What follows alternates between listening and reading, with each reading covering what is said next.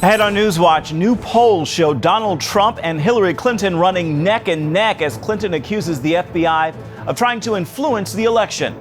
Plus, up close and personal with Donald Trump's campaign manager, Kellyanne Conway. Why she tells CBN News she was practically born a Christian. And taking the gospel to the last frontier, why these missionaries to Alaska say it's just like going to a foreign country.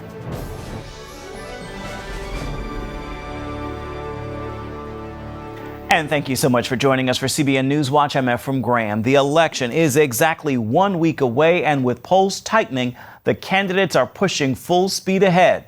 The November 8th race has become even more uncertain as federal investigators begin searching through newly discovered emails belonging to Hillary Clinton's top aide. Here's Charlene Aaron.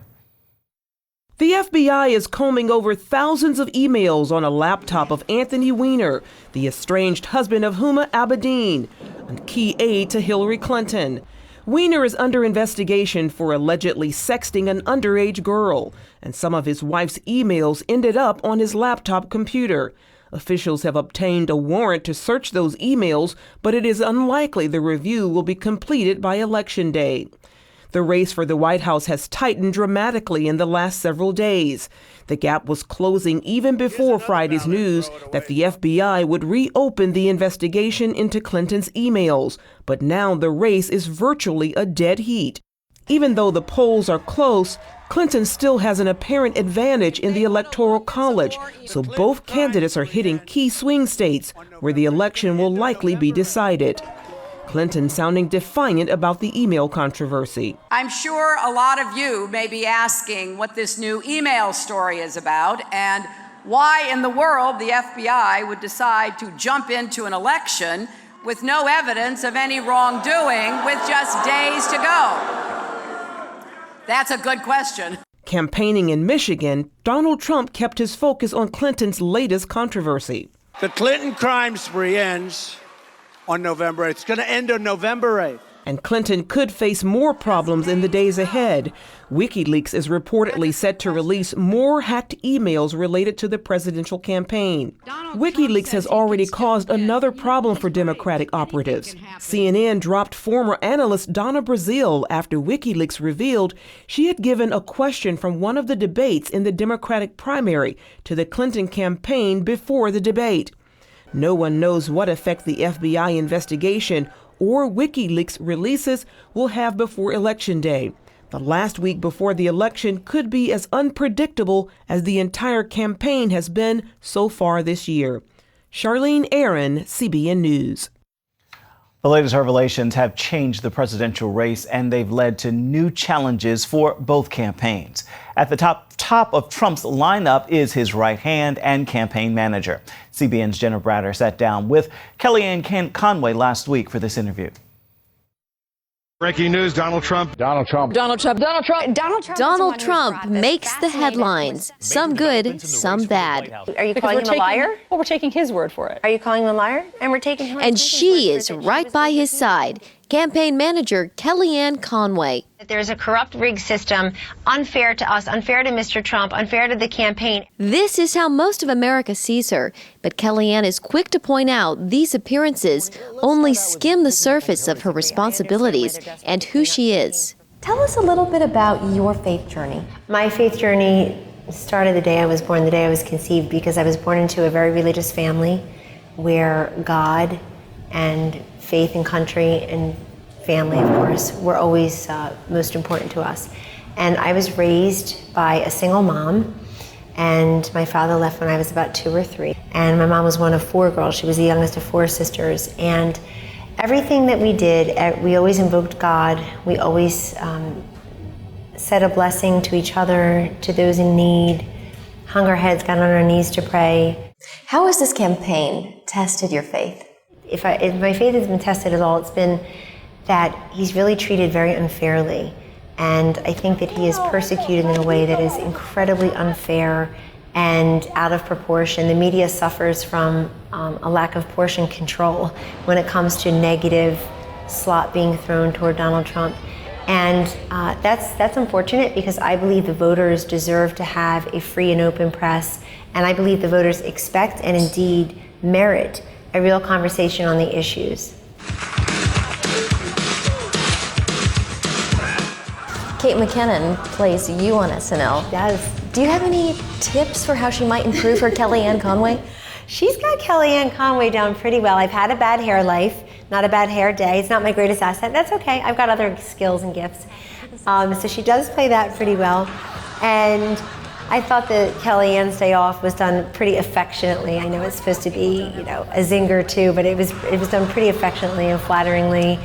And I would just invite Kate McKinnon to come and visit our crazy household sometime so she could see for herself. When she's not on the campaign trail, Conway and her husband are busy raising 4 kids, all under the age of 12.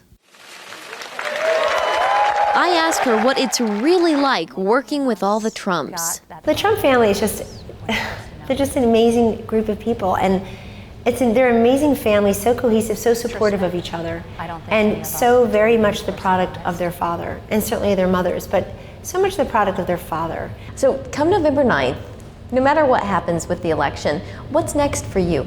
Oh, well, we're going to win. I will be honored if Donald J. Trump and Mike Pence ask me to help form their government, help form the next administration, and if I would feel called to serve in that capacity, of course. For now, though, she has her hands full, guiding Team Trump as best she can to win the White House. Jenna Browder, CBN News. Mississippi Governor Phil Bryant asked the court to uphold a law that protects religious freedom. The law will let merchants and government employees cite their religious beliefs instead of being forced to provide services to same-sex couples. U.S. District Judge Carlton Reeves blocked the law before it could take effect July 1st. Bryant's attorney says, quote, the law gives the opponents of same-sex marriage the same conscientious objector protections that federal law confers on the opponents of warfare, abortion, capital punishment, and physician-assisted suicide. I want to turn now overseas. Iraqi forces have entered the eastern outskirts of Mosul for the first time in the battle to drive out ISIS. An Iraqi general says his troops are advancing as fighting continues. Troops opened up with artillery, tank, and machine gun fire on the terrorist positions on the edge of Gojali neighborhood. ISIS responded with occasional rocket-propelled grenades. Iraqi forces and the Kurdish allies, Sunni tribesmen, and Shiite militias have been advancing on Mosul for over 2 weeks, trying to drive out ISIS from Iraq's second largest city. For the first time in centuries, researchers have uncovered what's believed to be Jesus' empty tomb inside the Holy Church of the Sepulchre. Chris Mitchell takes us to the heart of Jerusalem's Old City, where a major restoration is underway inside the 4th century church. This National Geographic video shows workmen uncovering the marble slab over the tomb on October 26th. As the video says, the modest tomb has never before been photographed, and no drawings exist. It reported conservationists were surprised to find something their instruments didn't detect: a layer of debris beneath the marble cover. Then underneath the debris, they found another marble slab with a cross carved into its surface. Then they saw the original burial bed. Emperor Constantine ordered the church built in the 4th century. His mother, Queen Helena, came here to discover the tomb where Jesus was buried. The Roman Emperor Hadrian in the 2nd century built a temple here to the goddess Aphrodite. The historian Eusebius said he did it to cover the tomb where Jesus was buried. The examination of the tomb is part of a restoration project. Workers are preparing the structure known as the edicule, which means little house. It was built to protect the tomb. The last repair work done on the edicule took place over 200 years ago. Professor Antonio Marapoulou leads the restoration and told CBN News earlier this year about the project. We will remove the marble slabs, the stone slabs. We will inject grouts to homogenize the complex structure, which is the holy rock. That means that we develop a unified structure, that all the layers will behave structurally as one. And upon this, after repairing with new compatible and performing mortars and concrete, we will readjust the stone slabs with titanium bolts. For the workers, it's more than a job. Vasilios Sefelis is a Greek civil engineer. So I'm very excited because I'm a Christian Orthodox and I am working in Greece in monuments like this. But this is a specialized project, very specialized project. I don't believe that I can go to something bigger than this. Each one of us in front of the Holy Tomb feels the values of the Holy Tomb. And the Holy Tomb is the most alive place in the world. It gives the message of resurrection. National Geographic plans to show more of its footage this month on its Explorer channel. The restoration should be completed sometime next year. Chris Mitchell, CBN News, the Church of the Holy Sepulchre, Jerusalem. Pope Francis has held an unprecedented event marking the 500th anniversary of the Protestant Reformation. The Pope traveled to Sweden to meet with the president of the Lutheran World Federation. The two leaders signed a joint statement pledging to improve relations between Catholics and Lutherans. This is the first time a pope has commemorated Martin Luther's revolt with such a symbolically powerful gesture. Francis even praised Luther for having given greater centrality to Scripture in the Church's life. A gospel singing minister is Rio de Janeiro's newest mayor. Marcelo Crivella is a prominent evangelical pastor. Brazil is the largest Roman Catholic nation, but the growing evangelical community now accounts for 1/5 of the country's population. Analysts say Crivella's win is a sign of widespread frustration with the country's left-wing politics and a new surge of evangelism. A Pew survey reveals Rio de Janeiro's evangelical churches are some of the fastest growing in the country. Many hope this ministering mayor will bring Christian values back into the government. And still to come here on CBN NewsWatch, a church with a controversial outreach, a gun range out back. But is it such a good idea to connect gospel and guns?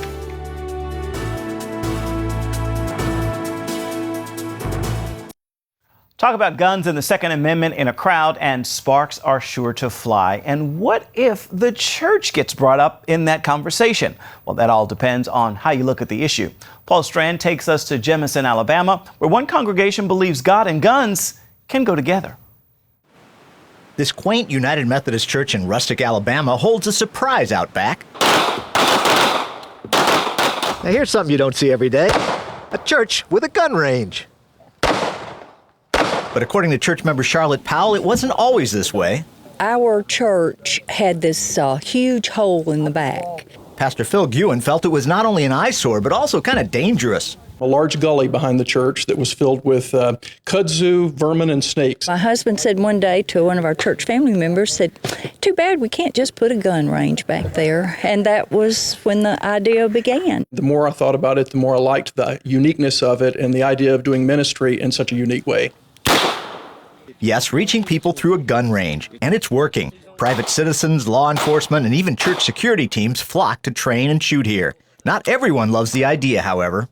We've had naysayers that say, whoa, there's something wrong. We're a bunch of extremists. We're a bunch of negative, gun-toting, redneck type folks. And I know that some people will find it difficult to understand that we're mixing kind of God and guns here at this church. But they must remember our constituency and our community here. We're a very rural area. Everyone has guns. One prominent critic is Reverend Rob Schenck, who's expressed his anti-gun stance in the documentary, The Armor of Light. There is a deep moral and ethical question here, and that is, when is a Christian permitted to kill another human being, and under what circumstances? And any church that is going to introduce firearms into the life of that church has to address that question. But there's no question this unique outreach is getting results.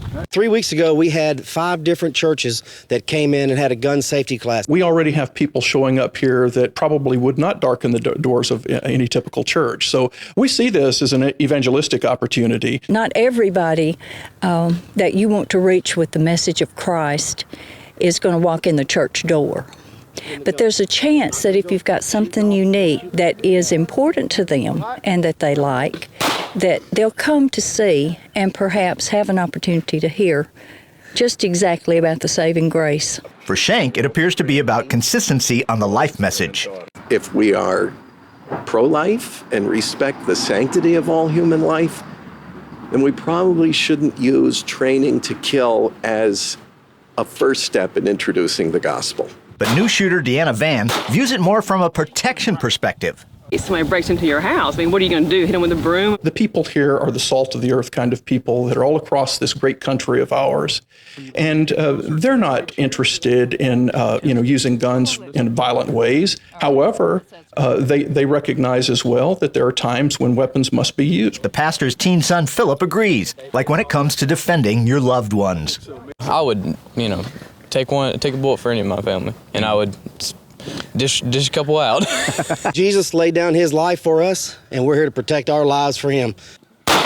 Shank just doesn't see the gospel and guns going together. We're talking about weapons that are designed to kill. And when you try to use that as a form of expressing the love of God for humanity, you might have a conflict there. But Van points out keeping good folks from guns isn't going to solve the plague of gun violence. A gun is going to get up and shoot somebody by itself. So I think it's the operator of the gun that causes most of the problems, not the actual gun itself. I love my Second Amendment, and if you try to take away my guns, that's ridiculous. Pastor Ewan admits some fellow Methodists have given him guff over the gun range, but certainly not all. One of the individuals that came here told me as a United Methodist that she wished all the United Methodist churches had a ministry like this. The folks here realize there are probably a lot of Christians not comfortable with the idea of a church having its own gun range, but it's brought them a lot of attention here and many chances to minister. Paul Strand, CBN News, reporting from Jemison, Alabama. Up next, it is twice the size of Texas, but has fewer roads than Rhode Island. Why bringing the gospel to Alaska is such a challenge. It has one group with a mission to help missionaries.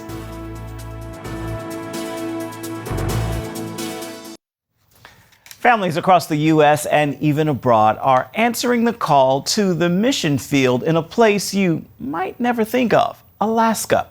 It is not an easy assignment, and many people can be overwhelmed by the spiritual and physical challenges of living in remote villages. As Caitlin Burke reports, one ministry is stepping up to support those called to the state known as the Last Frontier.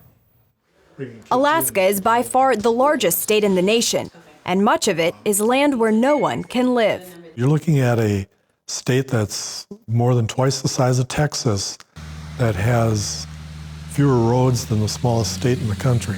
There are nearly 225 remote villages here, accessible only by boat or how we're traveling. Although missionaries and church planners first traveled to Alaska in the late 1800s, few indigenous evangelical churches exist today. As a result, international Christian organizations continue to send missionaries to reach people in these remote areas. Coming to Alaska is like going to a foreign country. It takes 2 days of travel often to get out to the villages. You get there and they keep their old language. It's like being in another country. Unfortunately, these missionaries are often unprepared, undersupported, and overwhelmed by the challenges of living in remote Alaska. They come trained for that position, and what they're not prepared for is the isolation. Mike and Renata Hazemer work with Arctic Barnabas, a ministry that steps in and cares for those who come to share the gospel. Our mission in 2 words is strengthen and encourage. We want to strengthen and encourage those pastors and missionaries and ministry families that are out in the remote villages so that they can be effective disciplers and evangelists on the front lines. They offer vital support and encouragement and have the means to reach these missionaries in even the most remote villages. Our biggest goal is to simply come alongside them, strengthen them, encourage them, have fellowship with them. But sometimes our foot in the door is a project of helping them with something. In this village, an indigenous pastor will lead the church, but not until the parsonage receives some much-needed renovations. This laminate flooring has lifted here, and that's partly because of the high humidity in here. Faced with the delay, church elders called Arctic Barnabas. A team worked with the elders to identify the repairs needed, addressing mold, poor insulation, and other issues often caused by the extreme weather in the bush. How do you focus on doing ministry when living conditions are your primary focus? You can't do it. Ed Denard and his wife Barb moved to Bethel, Alaska 4 years ago to work with the Alaska Bible Seminary. After visiting since 2006, they thought they understood the native culture. But living there is a bigger challenge than expected. It's hard to, like my board of directors is all Yupik. My board meetings are in Yupik. And then they shift to English when they need information from me, or we're in a dialogue back and forth, but their discussion is in Yupik. For me, aside from missing my family, it's the inability sometimes to get what I need. For Ed and Barb, encouragement from Arctic Barnabas, whether it's a card or even a surprise delivery, matters most. Well, the watermelon story is pretty special because, you know, it was just kind of an aside that we had made a comment to Mike one day that, you know, how much we missed that. In Bethel, a watermelon can cost $50, a price Ed and Barb couldn't justify. Michael's next visit answered the need. It just shows that when we're talking and sharing whatever it might be, they are listening. Arctic Barnabas also sends out a women's magazine, a newsletter, and host retreats for the missionary families. Michael and Renata recently went even further, building a new home with enough space for missionary families to come and stay, whether they're recovering from a medical procedure or just needing to rest and re-energize. Through these divine connections, pastors and their families not only survive, but thrive in Alaska's remote villages. And as they thrive, so does the church. Caitlin Burke, CBN News, Kenai, Alaska. Time now for your Tuesday Tweetable, a message I hope will uplift you and encourage all those who you share it with. Remember this, our God is all powerful and ever present, but in that greatness, he is still closer to you than a brother. God is just a breath away. Speak his name. He promises to be near to all who will call upon him. With that word, make this a terrific Tuesday. That is going to do it for this edition of CBN NewsWatch. You can find more of our exclusive coverage of the issues you care most about at cbnnews.com. And tell us what you think about the stories you've seen here. You can do that on Facebook, Twitter, and Instagram. Hope you'll join us again right here next time. Make this a terrific Tuesday. We'll see you back here tomorrow.